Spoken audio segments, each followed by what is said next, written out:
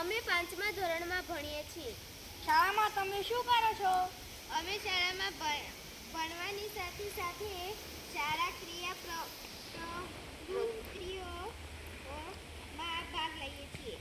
શાળામાં સૌથી પહેલા કઈ કામગીરી કરવામાં આવે છે? શાળા ખુલે એટલે પહેલા સફાઈની કામગીરી કરવામાં આવે છે.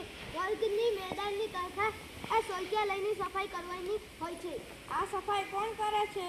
દરેક દિવસ માટે વિદ્યાર્થીઓની ટુકડીઓ નક્કી કરી છે. એ જે ટુકડીનો વારો હોય તેણે સફાઈ કામગીરી કરવાની થાય. અમારા શિક્ષકો પણ સાથે જોડાય છે.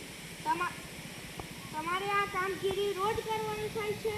ના, અમારી શાળામાં સફાઈ માટે કામદાર રોકેલ છે, પરંતુ તે અઠવાડિયામાં 2-3 દિવસ આવે છે. એટલે જે દિવસે તેના આવે તે દિવસે અમે બધા ભેગા મળીને સફાઈ કરીએ છીએ. શું આ કામ કરવું તમને ગમે છે? સફાઈ કરવાનું કોને ન ગમે? સફાઈ થયા પછી વાતાવરણ સ્વચ્છ થાય છે અને શાળામાં ભણવાનું ગમે છે. અમારે તેનો ઉપયોગ કરવાનો છે, એટલે શાળા ગંદકી રાખવી યોગ્ય નથી. શાળા સ્વચ્છ રાખવી એ અમારી ફરજ છે.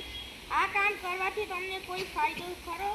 હા, પહેલાં અમને કચરો વાળતા, મોટા તાવરનાથી વાળતા, પાટલીઓ અને ટેબલ સાફ કરતા, પાણીથી